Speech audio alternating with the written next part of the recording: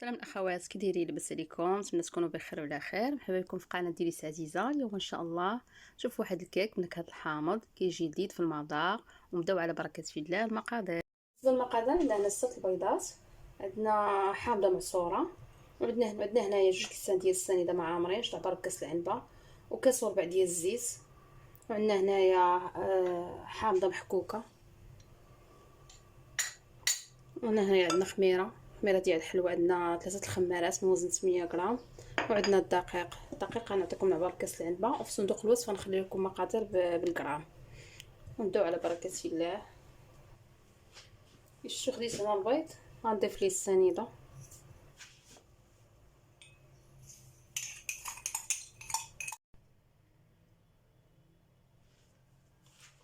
غنضرب البيض مزيان حتى تكون عندي واحد الرغوه. من بعد غادي نبدا نضيف الزيت تدريجيا.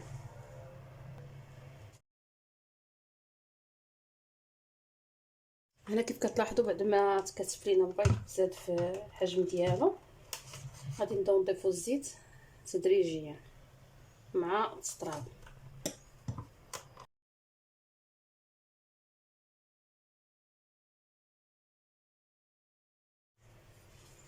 هنا غناخدو الدقيق مغربل ديجا ونضيفوه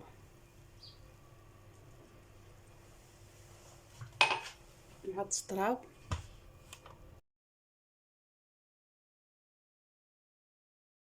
يتمازج هذاك الكاس اللي ضفنا الاول، غنضيفو الكاس الثاني. كيف قلت لكم راه الدقيق ديجا مغربل من قبل.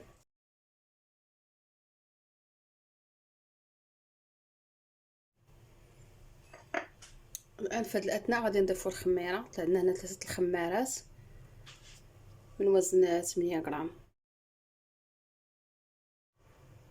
هذا هو الكاس الثالث كنعملو. خاص الكيك ما يجيناش ثقيل وما يجيناش خفيف بزاف، بين وبين.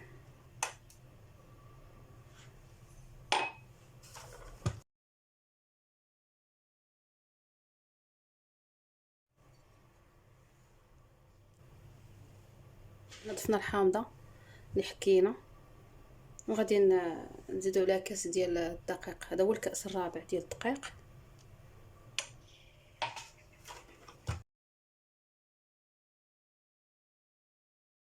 كتشوفوا هذا هو القوام ديالو، يكون شويه ثقيل. هنا درنا 4 الكيسان ديال العنبه ديال الدقيق. ودابا غادي نضيفو حامضه منصوعه، غنضيفوها الان.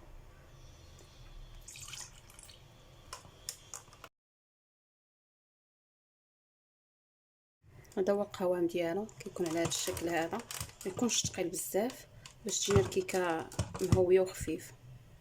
فهاد الاثناء هذه غادي نمشي نسخن الفرن باش ندير الكيكه رقيق.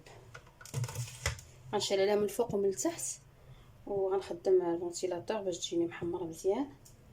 عندي تمول، هذا المول شويه كبير، بالنسبه لكم نتوما اللي عندكم مول صغير يقسم المقادير على 2. هذا المول هذا القطر ديالو فيه 28، القطره ديالو 28. العلو ديالو باش يبان لكم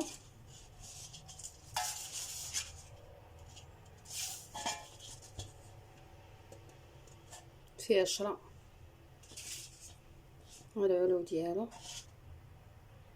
ديالو 10 سنتيم. كيف كتشوفوا هنا درت شويه الزبده غندهن بها المول، كنديروها في الجوانب كاملين. خاص المول ندهنوه مزيان، المول خاصو يتدهن مزيان باش ما تلصقش لينا الكيكه. من بعد ما دهنا المول بالزبده غادي نديرو ليه واحد معلقه ديال الدقيق،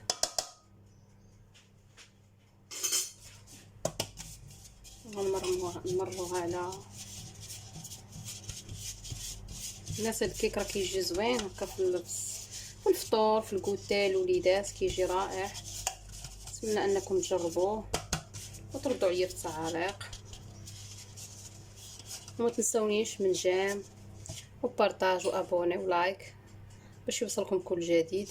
بعد ما دهنا المول بالزبده ورشينا فيه الدقيق. دابا غادي نخويو الكيك بهذه الطريقه هذه، نوزعو على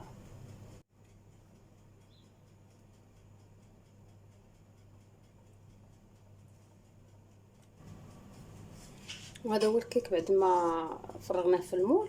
دابا غنديروه في الفرن ان شاء الله. الفرن سخرته على 200 درجه.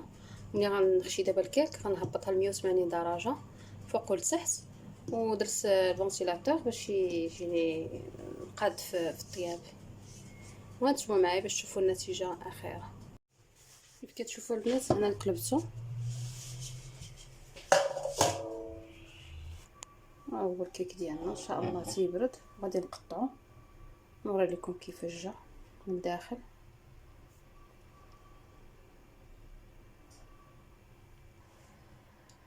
كيجي رائع بنكهه الحامض. كنتمنى البنات يعجبكم. الا عجبكم خليوها ليا في التعاليق، وما تنساوش جيم وبارطاج وابوني. وبالنسبه للطهي فهو واخد ليا تقريبا 30 حتى ل 35 دقيقه كيكون جاهز.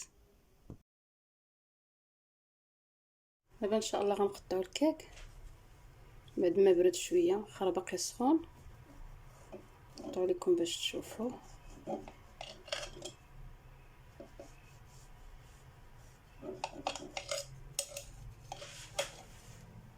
كيجينا هذا الشكل هذا، ماشي رطب. هانتوما شوفوا معايا الكيك كيجي هش. نتمنى البنات تجربوه وتردوا عليا في التعاليق ان شاء الله. الى فيديو قادم ان شاء الله.